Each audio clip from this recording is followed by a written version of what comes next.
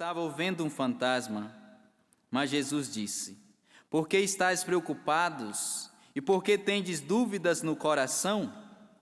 Vede minhas mãos e meus pés, sou eu mesmo. Tocai em mim e vede. Um fantasma não tem carne nem ossos, como estáis vendo que eu tenho. E dizendo isso, Jesus mostrou-lhes as mãos e os pés. Mas eles ainda não podiam acreditar, porque estavam muito alegres e surpresos. Então Jesus disse: Tende aqui alguma coisa para comer? Deram-lhe um pedaço de peixe assado. Ele o tomou e comeu diante deles. Depois disse-lhes: São estas as coisas que vos falei, quando ainda estava convosco. Era preciso que se cumprisse tudo o que está escrito sobre mim, na lei de Moisés, nos profetas e nos salmos. Então Jesus abriu a inteligência dos discípulos para entenderem as Escrituras e lhes disse: Assim está escrito: o Cristo sofrerá e ressuscitará dos mortos ao terceiro dia, e no seu nome serão anunciados a conversão e o perdão dos pecados a todas as nações, começando por Jerusalém. Vós sereis testemunhas de tudo isso. Palavra da salvação.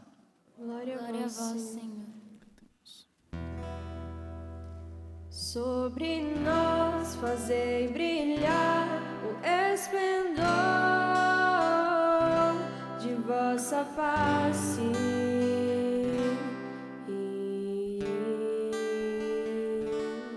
Sobre nós fazei brilhar o esplendor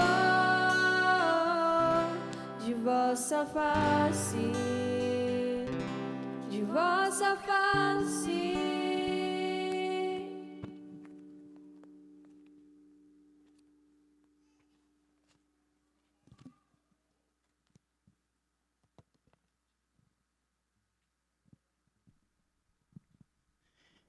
Estamos vivendo o terceiro domingo da Páscoa, esse tempo litúrgico belíssimo, tempo de festa que nós vivemos. Estando assim na presença do Senhor, o Cristo ressuscitado que se faz presente no nosso meio, na simbologia aqui do Círio Pascal, o Cristo que vive e está presente em meio a nós, portanto, trazendo assim a esperança para toda a humanidade, trazendo a esperança para todos nós. E de fato, com a ressurreição de Jesus, nós precisamos viver alegres e precisamos ter esperança. Muito mais do que uma esperança humana, uma esperança nas realidades do céu, nas realidades divinas. É verdade que também nós precisamos esperar os dias melhores. Hoje é um dia muito especial, um dia bom, onde as igrejas estão abertas, e eu comecei a Eucaristia recordando isso. Dom José, que celebrou agora às 3, começou a Eucaristia, a Santa Missa, recordando esse grande feito também, o acampamento das mães que oram pelos filhos, que nós tivemos esse final de semana, sexta e sábado. Quem aqui celebrou? Dom Vladimir, o nosso bispo, celebrou na sexta e no sábado, olhando para os bancos, lógico, e também para todos aqueles que estavam em casa, a câmera fixa que fica aqui no meio, quem está em casa não dá de ver, ou senão o nosso cinegrafista dá uma mostradinha para quem está em casa, acho que ajuda. A gente fica olhando para essa câmera aqui quando não tem ninguém, e lógico, com a certeza que você está em casa, participando e tudo mais, mas nada se compara do que olhar e ver o rosto de cada um sentado aqui, participando da Eucaristia. Nós devemos assim desejar por dias melhores, sem dúvida, mas a ressurreição nos dá uma esperança de dias muito melhor, ou dias melhores do que esse que nós estamos vivendo. Um dia sem ocaso, a presença de Deus. A ressurreição nos dá clareza, nos dá certeza que existe um lugar no céu para mim e para você. O Cristo foi primeiro e assim preparou um lugar no céu para mim e para você. O nosso lugar não é no cemitério ou em qualquer outro lugar na face da terra.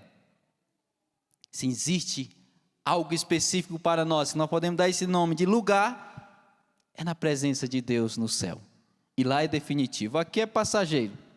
A casa que você mora, mesmo que foi você que construiu com seu dinheiro, é sua civilmente no papel, mas no fundo não é sua, porque a casa com o tempo já não existirá mais. A casa sua mesmo, a casa nossa, definitiva, é que está junto de Deus. E a ressurreição nos dá essa clareza, nos dá essa certeza. Existe um lugar no céu preparado para nós. E toda a nossa caminhada, enquanto estamos peregrinos deste mundo, tem que ser sempre com esse objetivo de chegar lá. Esse objetivo de morar nesta casa que é nossa, essa casa definitiva, que não é feita de concreto, de tijolo, de madeira ou qualquer outro material. É uma casa preparada pelo próprio Deus, para mim e para você. É isso que nós estamos celebrando nesse tempo pascal, por isso que é marcado pela alegria, festa, nessa expectativa de Pentecostes que nós viveremos em breve. E a liturgia de hoje, de forma muito particular, no capítulo 24 de São Lucas, hoje nós estamos meditando o versículo 36, e para nós compreendermos a liturgia de hoje, é preciso voltar alguns versículos antes, sobretudo no 13 até o 35, quando fala sobre os discípulos de Emaús. Tanto é que o evangelho de hoje começa dizendo assim: enquanto ainda falavam dessas coisas, Jesus apresentou-se no meio deles e disse-lhes: a paz esteja convosco. Enquanto ainda falava dessas coisas, Jesus apresentou-se no meio deles. Deles quem? Dos apóstolos. E aqui nós estamos falando de 10 apóstolos. Judas tinha se enforcado e Tomé não se fazia presente.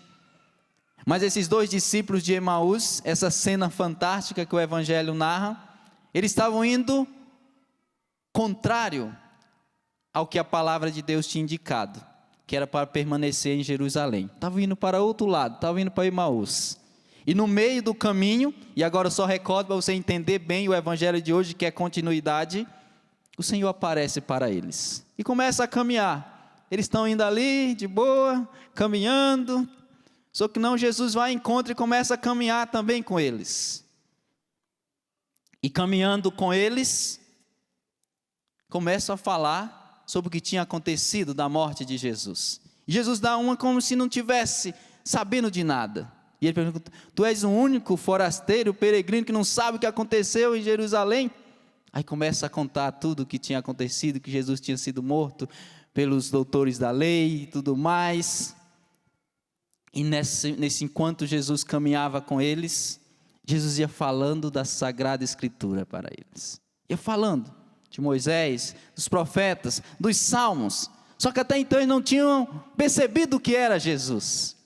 Quando eles chegam no destino no qual eles precisavam chegar, no partir do pão eles reconhecem: é o Senhor.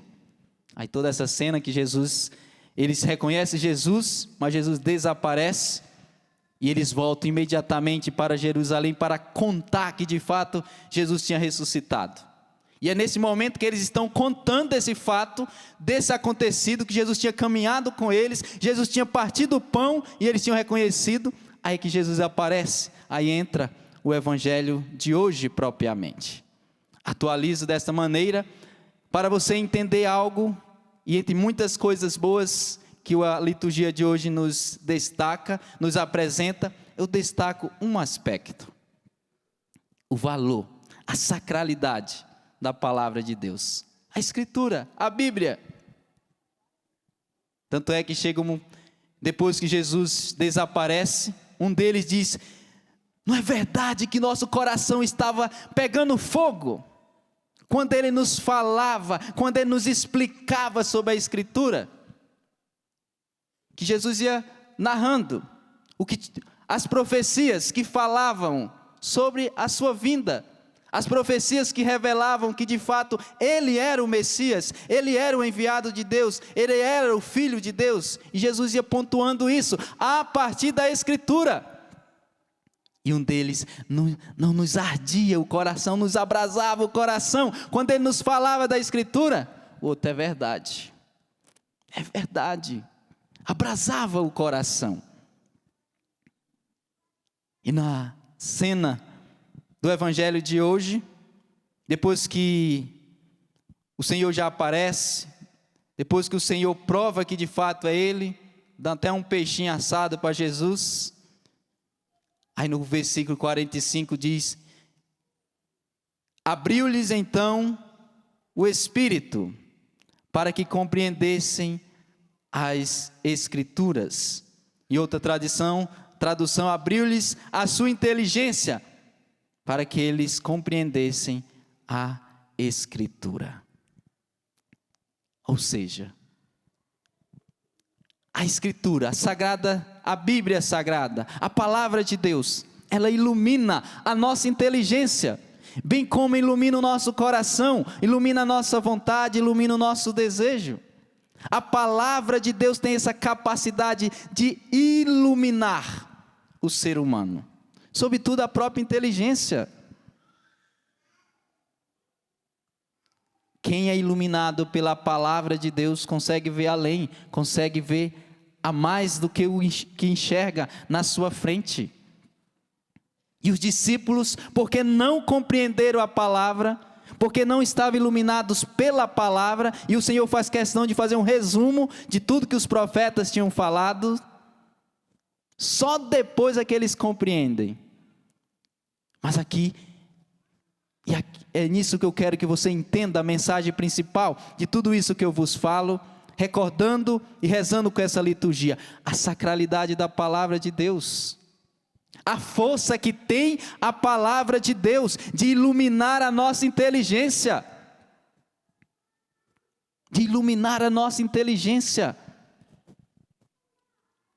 E é tão fácil nós termos a palavra de Deus em nossas mãos, tanto impressa, como aqui que eu estou com a Bíblia na mão, como também no celular, o aplicativo, tantos meios nos quais nós temos, e às vezes esquecemos do valor que é a Sagrada Escritura, o valor que é a Palavra de Deus, e não podemos esquecer.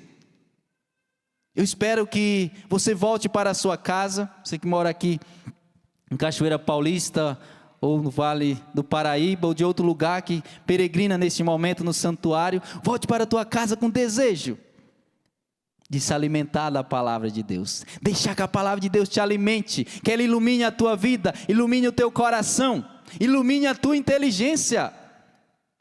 Às vezes nós ficamos a admirar, como é que fulano teve esta palavra? É porque não foi uma palavra somente do intelecto, foi uma palavra que veio do alto, uma palavra de sabedoria. Sabedoria que vem de onde? Da palavra de Deus.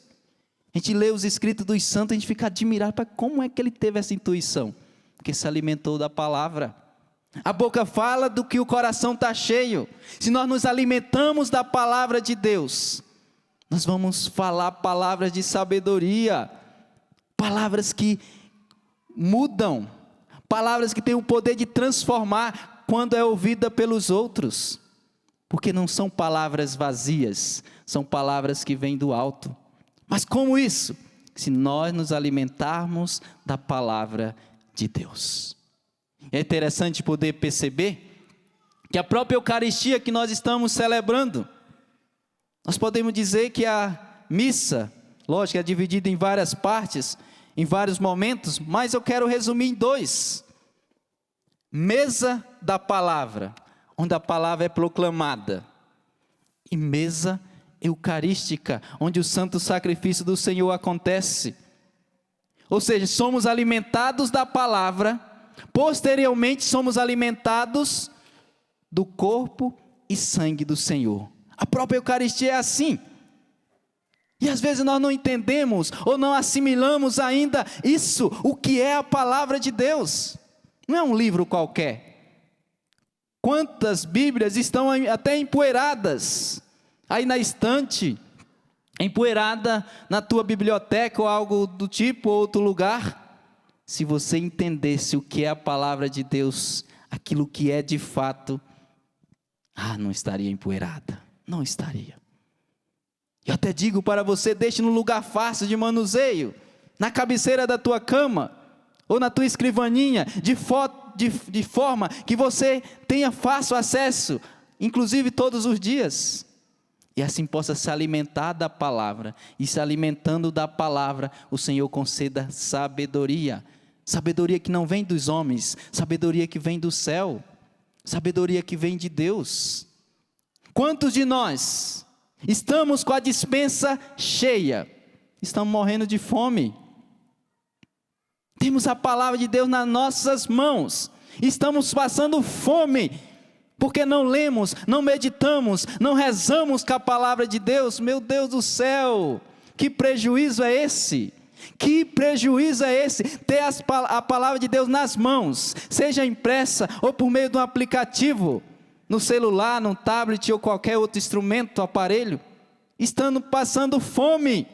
A palavra de Deus é alimento, alimento para a nossa alma, alimento para a nossa vida.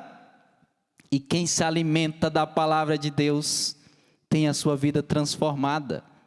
Só que também tem uma eficácia na palavra que a gente não tem noção. Porque a eficácia não vem da oratória, seja lá de quem quer que seja. A eficácia vem do alto, vem de Deus. É por isso que as palavras dos santos são tão impactantes. Uma frase a gente passa o dia todo meditando. É porque vem da profundeza do coração, que ali foi assimilado com a palavra de Deus. Não são palavras vazias, não. São palavras fruto de oração, de meditação na Sagrada Escritura. Hoje, quando eu preparava essa homilia, eu me recordava, até quando eu comecei o caminho vocacional com a Canção Nova, lá em 2007 mais ou menos, eu recordava que um dia sequer, de 2007 para cá, eu fiquei sem ler a Bíblia, nem que seja o Salmo, nem que seja um trechozinho, que nós da Canção Nova em si, diariamente fazemos o estudo bíblico, mas algumas vezes eu não fiz o estudo bíblico a partir do método de tirar as promessas, princípios eternos e assim por diante, escrever a mensagem de Deus. Algumas vezes eu não fiz, mas pelo menos a leitura eu nunca deixei de fazer. Então tem sido no mínimo 13, 14 anos que todos os dias eu tive contato com a palavra de Deus, esse alimento diário, além da Eucaristia, além dos momentos litúrgicos, lógico, para dizer assim, que nós precisamos nos alimentar da palavra, essa palavra que nos dá sabedoria, essa palavra que nos enche de Deus, porque é o próprio Deus. Portanto, e eu concluo desta maneira, até fazendo uma pergunta: que valor você dá para a palavra de Deus? Porque duvidar que é a palavra de Deus, você não duvida, primeiro que você está aqui. Mas a questão não é duvidar se é ou não palavra de Deus. A questão é que valor eu dou. Porque se a Bíblia está empoeirada na estante, na biblioteca ou em qualquer outro lugar, significa que isso aqui é qualquer outra coisa, menos palavra de Deus. Que valor você tem dado para a palavra de Deus? Que valor? E aí fica a reflexão de cada um. Que se de fato nós dermos o valor devido, que é palavra de Deus, no mínimo nós vamos folhear, ler ali, nem que seja um versículo, nem que seja uma parte, nem que seja ali rezar com um salmo, e nos alimentarmos diariamente da palavra, essa palavra que tem o poder de transformar a nossa vida. Porque quando nós lemos a palavra de Deus, é Deus que fala ao nosso coração. Quando nós vamos até a capela, até o Santíssimo, na nossa oração pessoal, nós falamos com Deus. Mas quando eu leio a Sagrada Escritura, quando eu leio a palavra de Deus, é Ele que fala comigo. E é provocante. Quando Deus fala, nosso coração é provocante. Por isso que gera fruto de conversão. Porque não é algo que vem de fora. não é de um pregador, de um padre, sei lá quem for, embora seja importante. Mas quando Deus fala diretamente com a palavra, aí ela produz um fruto tremendo, fruto de conversão, fruto de mudança de vida. Portanto, amados irmãos, não sei qual foi a última vez que você pegou na sua Bíblia para rezar com ela. Se faz muito tempo, atualize. Comece hoje. Saia daqui da missa, padre, termina logo a homilia, que eu estou doidinho para chegar em casa e fazer a minha leitura. Quero retomar, padre, de ler a Bíblia. Aí você entendeu tudo o que eu quis vos dizer nesta homilia. Tenha sede da palavra de Deus. Não morra de fome, tendo a despensa cheia na sua casa. O Senhor que se dá de bandeja nas tuas mãos, com a sua palavra. Portanto, não passe fome, uma vez que o Senhor, Ele toma a iniciativa de estar com você. E agora, alimentados pela palavra de Deus, vamos também nos alimentar do seu corpo e do seu sangue, nesse segundo momento da Eucaristia, na mesa eucarística.